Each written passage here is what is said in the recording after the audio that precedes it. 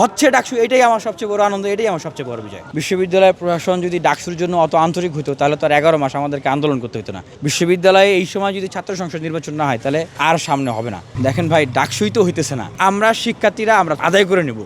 এত লজিস্টিক, এত শক্তি নিয়ে ওনারা যদি ডাকসুর জন্য 3 দিন করে আন্দোলন করতো তাহলে তো ডাকসু আরো 6 মাস 7 মাস আগে হয়ে যেত। ডাকসুটা হচ্ছে এটাই আমার বিজয়। অবাধ সুষ্ঠু পরিবেশ নাই, এটা অবশ্যই বিশ্ববিদ্যালয় প্রশাসনকে খতিয়ে দেখতে হবে যে এই ধরনের অভিযোগ যদি কোনো সংগঠন বা কোনো শিক্ষার্থী কোনো ভোটার প্রার্থী করেন অবশ্যই এটা তদন্ত করে নিরপেক্ষভাবে ব্যবস্থা নিতে হবে। আর আরেকটা জিনিস যেটা বলি যে আসলে বিশ্ববিদ্যালয় প্রশাসন যদি ডাকসুর জন্য অত আন্তরিক হতো তাহলে তো আর 11 মাস আমাদেরকে আন্দোলন করতে হতো না। ভিসারের বাসভবনের সামনে থেকে আমাকে শিক্ষার্থীদেরকে আমরণ অনশন করতে হতো না। মূলত ডাকসু আমাদেরকে আদায় করে নিতে হবে বিশ্ববিদ্যালয় কর্তৃপক্ষের কাছ থেকে। এবং এই সময় আমি মনে করি বিশ্ববিদ্যালয়ের শিক্ষার্থীরা, রাজনৈতিক সচেতন শিক্ষার্থীরা তাদের জায়গা থেকে আমরা ঐক্যবদ্ধ, এবং বিশ্ববিদ্যালয়ে এই সময় যদি ছাত্র সংসদ নির্বাচন না হয় তাহলে আর সামনে হবে না। এখন পরিবেশ নাই এই কথা বলে ডাকসু নির্বাচন চাই না, এখন দেওয়া যাবে না, এখন করা যাবে না, এই ধরনের কথা যারা বলছেন তারা তো আসলে ডাকসুর উল্টো পথে হাঁটছেন। আমি মনে করি যে তাদের যেটা করা উচিত বা বলা উচিত, শিক্ষার্থীদেরকে সাথে নিয়ে তাদের এই বিষয়গুলোকে প্রতিবাদ করা উচিত, এবং সেটাই তারা করবেন বলে আমি মনে করি। এবং কোনো যৌক্তিক অন্যায় যদি হয়ে থাকে, কোনো যৌক্তিক বিষয়ে যদি কথা বলতে হয়, সেই বিষয়গুলো তো অবশ্যই আমরাও কথা বলতেছি। তবে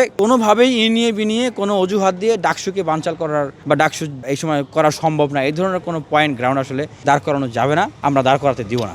এক্সট্রিম মশার কয়েল প্ল্যান্ট ফাইবার দিয়ে তৈরি, তাই সহজে ভাঙে না, সুগন্ধিযুক্ত ও নিরবিচ্ছিন্নভাবে জ্বলে। ডেঙ্গু, চিকুনগুনিয়া বাহি সহ যে কোনো মশার বিরুদ্ধে দেয় এক্সট্রিম সুরক্ষা। দেখেন ভাই, ডাকসুই তো হইতেছে না। বিশ্ববিদ্যালয় প্রশাসন থেকে বিভিন্ন জায়গা থেকে আসলে এই বাধাগুলো তৈরি করা হয়েছে এবং এখনো তৈরি করা হচ্ছে। তারা তো আসলে আরো খুশি হবে যে হ্যাঁ, ইয়ামিন মোল্লা ডাকসুর জন্য এত ফাইট করতেছে, এত লড়াই সংগ্রাম যুদ্ধ করতেছে, সেই বলতেছে ডাকসুর জন্য পরিবেশ নাই, তাহলে তো ভালো, তাহলে আমরা এখন একটা কাজ করি, আমরাও বলি যে ঠিক আছে ডাকসুর পরিবেশ নাই, আমরা তাহলে আর কয়েক মাস পিছাই দিই। এই সুযোগটা আসলে নাই। ডাকসুর পরিবেশ আমরা শিক্ষার্থীরা আমরা আদায় করে নেব। সেই জায়গা থেকে আমরা, ওনারা বলেছেন যে না, এই বিষয়ে তারা ব্যবস্থা গ্রহণ করবেন, তা আমরাও সেটা আশা করি যে এই বিষয়ে তারা ব্যবস্থা গ্রহণ করবেন। আর সত্যিকার অর্থেই ওনাদের যদি গুড ইন্টেনশন থেকে থাকে তাহলে ওনাদের অতীতের কর্মকাণ্ডের কারণে যদি ওনাদের উপরে কোনো শাস্তি আরোপিত হয় ওনারা সেটাকে ওয়েলকাম করবেন। এই সমস্ত কিছু প্রক্রিয়ার ভিতর দিয়েই আসলে ওনারা ভালো হবেন এবং আমরাও তাদেরকে ওয়েলকাম করবো। কিন্তু যদি এটার বিরোধিতা করা হয় তখন তো বুঝবো যে আসলে ইন্টেনশন ভিন্ন।